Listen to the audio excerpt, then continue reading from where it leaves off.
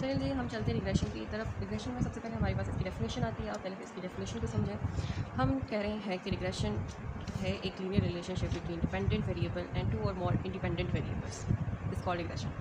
सबसे पहली बात, रिग्रेशन दो तरह की है, एक सिंपल रिग्रेशन है, ठीक है, और एक मल्टीपल रिग्रेशन। सिंपल रिग्रेशन आपके पास वो कहलाती है जिसमें आपके पास 1 डिपेंडेंट वेरिएबल और 1 ही इंडिपेंडेंट वेरिएबल, ठीक है। जैसे कि आपको इस एग्जाम्पल के केस में आपको 1 डिपेंडेंट वेरिएबल दिख रहा है और 1 ही आपको इंडिपेंडेंट दिख रहा है। अच्छा, आप ये सोचते होंगे कि हमें कैसे पता चला कि डिपेंडेंट वेरिएबल कौन सा है, इंडिपेंडेंट कौन सा है।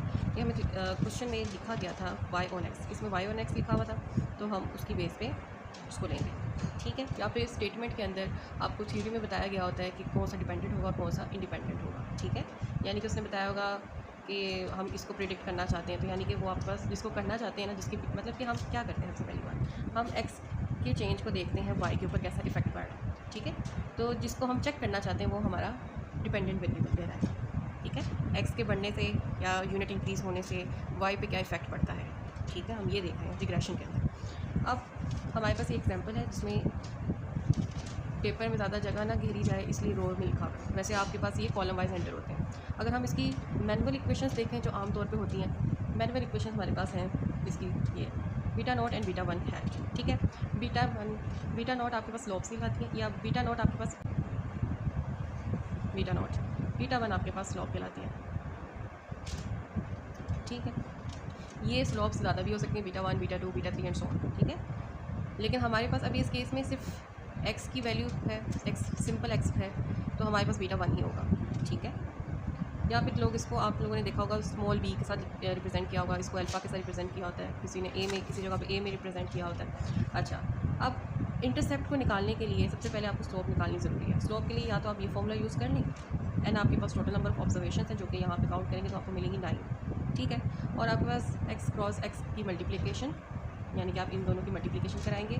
5 multiply by 16, 6 multiply by 90, 8 multiply by 23, 10 multiply by 28 and so on 17 multiply by 50, इनका सम करेंगे तो आप यहाँ पे ये वैल्यू पुट करेंगे। माइनस x का क्या करेंगे, सम ऑफ x लिखा हुआ, यानी सम ऑफ x, इन सब वैल्यूज़ को सम करेंगे x की, तो आपको सम ऑफ x आ जाएगा। y की वैल्यू होगा तो सब सारी y की वैल्यू को सम करेंगे, आपके पास सम ऑफ y आ जाएगा, ठीक है। फिर नेक्स्ट आपके पास आ गया x स्क्वायर से आपको पता चल रहा है कि आप इसका ही स्क्वायर कर रहे हो x का, तो आप x स्क्वायर के लिए कॉलम करोगे 5 का स्क्वायर, 6 का स्क्वायर, सो ऑन 17 का स्क्वायर। जब आप सबको सम कर लेंगे तो आपके पास एक वैल्यू आएगी। फिर इन सब तमाम वैल्यूज़ को आपने इसमें पुट करना है और फिर बाद में इनकी सिंप्लीफिकेशन करके बीटा 1 निकालने का। बीटा 1 निकालने के बाद आप इसमें बीटा 1 वेक्टर को पुट करेंगे, और पुट करने के बाद बीटा 1 को जब आप इसमें पुट करेंगे, वेक्टर गलती से कह दिया मैंने, बीटा 1 में जब आप इसको पुट करेंगे तो आपके पास बीटा नोट का आंसर आ जाएगा। फिर बाद में आप इसको y hat is equals to estimated model में पुट कर सकते हैं और बता सकते हैं, आगे बता सकते हैं आपकी इंटरप्रिटेशन क्या होगी। लेकिन मैं आपको इस वे से नहीं करा रही हूँ क्योंकि मुझे लगता है कि ये छोटे डेटा के लिए सूटेबल है, लेकिन जब हमारे पास बड़ा डेटा आ जाता है, जैसे कि ज़्यादा मल्टीपल इंडिपेंडेंट वेरिएबल्स आ जाते हैं, तो उसमें ये मैट्रिक्स फॉर्म बहुत सूटेबल है, ठीक है। लेकिन अगर आप कहेंगे कि आपको इस फॉर्मूलाज़ के ज़रिए भी कराया जाए तो मैं आपको उसके लिए करा दूँगी, इसमें मुझे कोई प्रॉब्लम नहीं है। बस मैंने आपको बता दिया वैसे सिंप्लीफिकेशन होगी कैसे, तो आगे भी मैं बताती जाऊँगी चीज़ों में, जैसे फॉर्मूलाज़ भी लिखूँगी और मैट्रिक्स फॉर्म में या जिस तरीके से भी मैं आपको करूँगी वो भी बताती जाऊँगी। तो नेक्स्ट हमारे पास ये है मैट्रिक्स फॉर्म में आप कैसे एस्टिमेटेड मॉडल लिखते हैं। एस्टिमेटेड मॉडल आपके पास होता है y hat vector equals to x beta vector hat. यहाँ पे वेक्टर्स की बात आ गई। अब यहाँ पे हमारे पास ये है बीटा वेक्टर हैट का फॉर्मूला, यानी कि x prime x inverse x prime y। अब ये जो हमारे पास प्राइम है, ये हमारे पास क्या कहलाता है, ट्रांसपोज, ठीक है।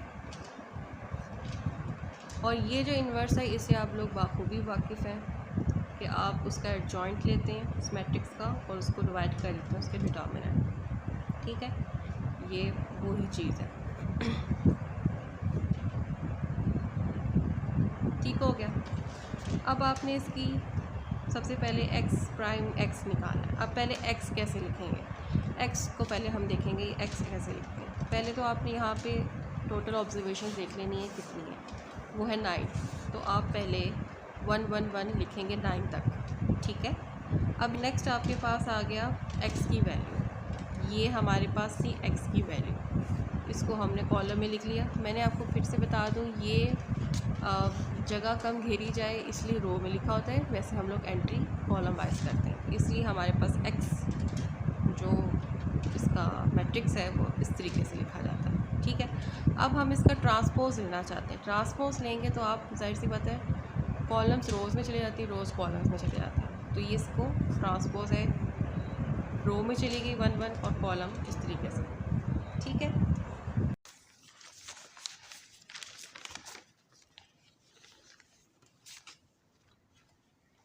नेक्स्ट आपने इसकी मल्टीप्लिकेशन करवाई एक्स प्राइम एक्स की, छोटी छोटी चीज़ों को लेके आपने उसको फुल मल्टीप्लाई करके रिज़ल्ट निकालना है।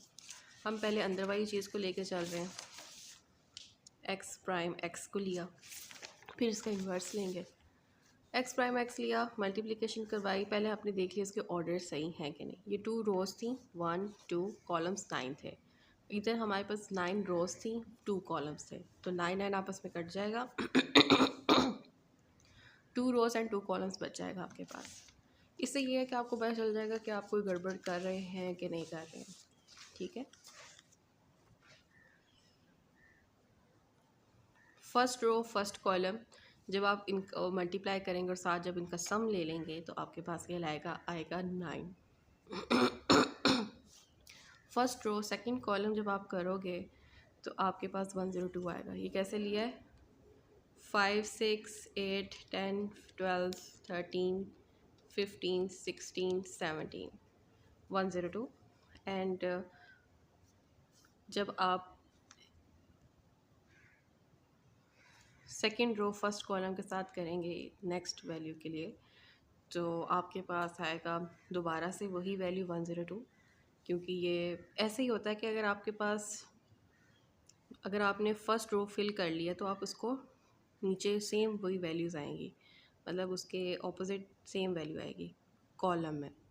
अगर आपकी रो में 9 102 108 होता तो जब आप इसको नीचे लिखते तो बार बार उसको करने की ज़रूरत नहीं पड़ती है, आपके पास आता 108। ठीक है, 102 के बाद आता 108 ये। और जब आपके पास नेक्स्ट वैल्यू आती है तो वो आपके पास नहीं है, तो आप उसके लिए मल्टीप्लिकेशन करते हैं। अब ये है second row second column, second row second column के लिए पहले आप एक ऐसा, पहली बात आप देखें यहाँ पे स्क्वायर हो रहे हैं, स्क्वायर हो रहा है ना, 5 का स्क्वायर 6 का स्क्वायर 8 का स्क्वायर, मतलब मल्टीप्लाई हो रहा है, ट्वाइस हो रहे हैं, मतलब स्क्वायर हो रहे हैं, तो आप इनका स्क्वायर कर लें direct. 6 square 8 square 10 square 12 square 13 square 15 square 16 square 17 square. ठीक है, 108 आपके पास आंसर आ गया। नहीं तो आप ऐसे मल्टीप्लिकेशन भी करा सकते हैं, 5 cross 5 6 cross 6 8 cross 8 10 cross 10 12 cross 12 13 cross 15 16 cross 16।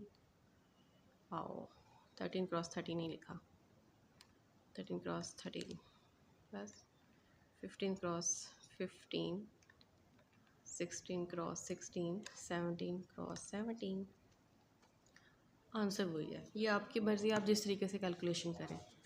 Next अब हम इसका निकालते हैं इन्वर्स। इस मैट्रिक्स का इन्वर्स जो हमारे पास निकल आया उसका इन्वर्स लेंगे, वो होता है एडजॉइंट ऑफ दैट मैट्रिक्स, और उसको डिवाइड कर देते हैं उसके डिटर्मिनेंट में। अब हम पहले लेते हैं एडजॉइंट। अब ये हमारे पास 2 by 2 का मैट्रिक्स है, हमें पता है इसका एडजॉइंट कैसे लेते हैं। हम इसकी जो ऑपोजिट ये रोज़ होती हैं, मतलब ऑपोजिट वैल्यूज़ को इंटरचेंज कर देते हैं। ठीक है, और यहाँ पे आप साइन ऑपोजिट कर देते हैं। ठीक है,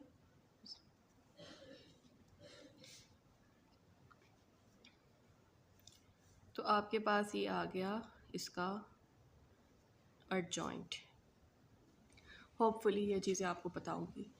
फिर नेक्स्ट आपके पास एक हम चाह रहे हैं मैट्रिक्स का हमें मिल जाए डिटर्मिनेंट। अब डिटर्मिनेंट कैसे निकलेगा, डिटर्मिनेंट में ये होता है कि आप इसको ये मॉडुलस टाइप आप लिखते हैं। तो अगर आपने डिटर्मिनेंट लेना हो तो आप क्या करते हैं, आप इनकी क्रॉस मल्टीप्लिकेशन कर रहे होते हैं और बाहर आपके पास मॉडुलस साइन यूज़ हुआ होता है।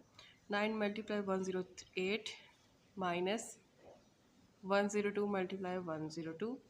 ठीक है, ये आपके पास आ गया इसका डिटर्मिनेंट। ठीक है, अब आपके पास डिटर्मिनेंट भी आ गया, ये भी आ गया। अब आपने सिंपल इसकी कर दी, फॉर्मूले में पुट कर दिया। फॉर्मूला हमारे पास था ये, इसको आप ए कह दें, चलें पुट कर दें वैल्यू को ए के अंदर। इन वैल्यूज़ को 1 कह दें, इसको 2 कह दें, ठीक है। अब इन A1 और 2 को ए में पुट कर दें, ठीक है। ए में पुट करेंगे तो आपके पास ये आंसर आएगा। ये जो बाहर 1/368 है, इसको जब आप अंदर मल्टीप्लाई कराएंगे तो आपके पास ये आंसर आएगा। कभी कभार ऐसा होता है पॉइंट्स की वजह से जब आपके लास्ट में आंसर आता है तो वो थोड़ा फ़र्क आएगा उसके अंदर, ठीक है। ये नेचुरल सी बात है, इसलिए ज़्यादा बेहतर होता है कि आप इसको जो एक फॉर्म है उसमें रहने दें, ठीक है। एग्जैक्ट फॉर्म है उसी में रहने दें। तो जो आपके पास रिज़ल्ट आएगा वो ये है, ठीक है। 108 बाय 1308 बाय 1368, आपके पास है 109 बाय 114 एंड सो ऑन। ये आपके पास मैट्रिक्स है किसका, एक्स प्राइम एक्स के इन्वर्स का। नेक्स्ट अब चलते हैं एक्स प्राइम वाई, जो कि हमारे फॉर्मूले की अगली डिमांड थी। ये एक्स प्राइम वाई की एक्स प्राइम का आपने मैट्रिक्स लिखा और वाई आपने उसका लिख लिया। वाई की वैल्यू थी 16, 19, 23, 50 तक। फिर से आप ऑर्डर्स चेक कर लेंगे, मल्टीप्लिकेशन करेंगे। जैसे आप मल्टीप्लिकेशन कर लिए, अब आप वैल्यूज़ को पुट कर देंगे इस फॉर्मूले के अंदर।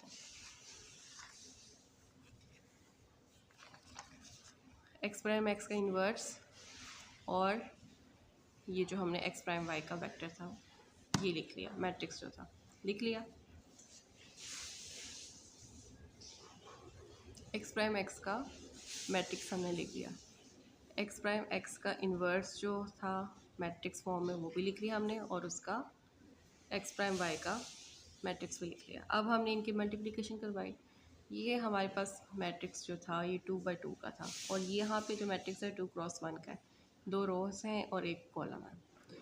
इसकी मल्टीप्लिकेशन की तो आपके पास ये रिज़ल्ट आया, ठीक है। अब आप यहाँ पे चेंज देखें, हमने ये फुल फॉर्म रहने दी, जब इसके मल्टीप्लिकेशन की तो हमारे पास आंसर डिफर आया, और ये हमारे पास बुक में ओरिजिनल आंसर है, ठीक है। ये भी चल जाएगा, लेकिन कभी कभार होता है एग्जामिनर मार्क्स काट के देता है कि थोड़ा ज़्यादा फ़र्क था, थोड़ा कम, मतलब कम होना चाहिए। वैसे ये भी इनफ है, ठीक है, लेकिन ज़्यादा एक्यूरेट ये है, आप इसको इस फॉर्म में ही रहने दिया करें, ठीक है। पॉइंट्स में ना लेके जाए, डेसिमल्स में ना लेके जाया करें। ये आपके पास आ गया बीटा वेक्टर हैट। अब आपने मैट्रिक्स फॉर्म का ये जो फॉर्म है y hat vector equals to x beta vector hat, ये आपने इसमें पुट करना है, ये बीटा की वैल्यू। अब ये एक्स क्या है, एक्स की वैल्यू है 1x, ठीक है। यानी कि अगर फॉर एग्जांपल आपके पास 3x होते तो आपके पास x1 x2 x3 होते, ठीक है। और स्टार्ट में आपने 1 ज़रूर लगाना है। यहाँ पे हमने 1 इसलिए लगाया है क्योंकि फर्स्ट जो हमारे पास रिग्रेशन लाइन में जो वैल्यू आती है वो इंटरसेप्ट की होती है, और इंटरसेप्ट के साथ कोई कोफिशिएंट नहीं होता, ठीक है। मतलब कोई वेरिएबल नहीं होता, ठीक है, सॉरी वेरिएबल कोई नहीं होता, ठीक है। 1 और x, इसका ट्रांसपोज लिया हुआ एक तरह से। तो जब आप इस लिखेंगे तो आपके पास ये है 1 रो 2 कॉलम, ये 2 रोज़ 1 कॉलम।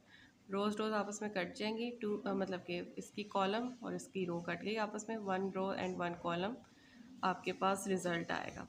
वही हुआ जब हमने इसकी मल्टीप्लिकेशन की तो हमारे पास 1 रो एंड 1 कॉलम आया, जो कि था जब हमने इसको 1 को इससे मल्टीप्लाई किया 1.46 6929 की वैल्यू आई, ऐड एक्स के साथ मल्टीप्लाई किया ये टर्म 2.83114, ठीक है, और साथ एक्स बाहर मतलब उसका मौजूद था।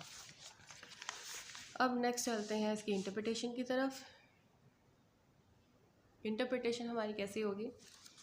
इंटरप्रिटेशन हम करते हैं इस रिग्रेशन लाइन की। कैसे? कि ये जो आपके पास कोफिशिएंट ऑफ एक्स है, इसकी वैल्यू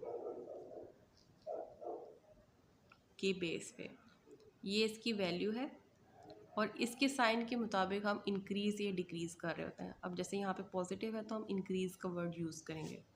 ठीक हो गया? अच्छा, फिर से मैं एक बात बता दूं कि हम y की खुद कोई इंटरप्रिटेशन नहीं है, ठीक है। हम x के चेंज करने से देखते हैं y में क्या इफ़ेक्ट पड़ रहा है, ठीक है। तो हमारे पास सीन ये है, the average value of y will increase. जो कोफिशिएंट की वैल्यू थी x की क्या थी, 2.83114 वो लिखी, इंक्रीज़ किया। हमने क्या लिखा, the average value of y will increase 2.83114 times when per unit increase in x। जैसे जैसे x के अंदर पर यूनिट इंक्रीज़ होगा तो वैसे वैसे आपके पास y की एवरेज वैल्यू में इंक्रीज़ आएगा, ठीक है। ये बात की गई है। होपफुली आपको आज का लेक्चर अच्छा लगा। वीडियो पसंद आए तो वीडियो को लाइक करें, शेयर करें और सब्सक्राइब किए बगैर मत जाइएगा।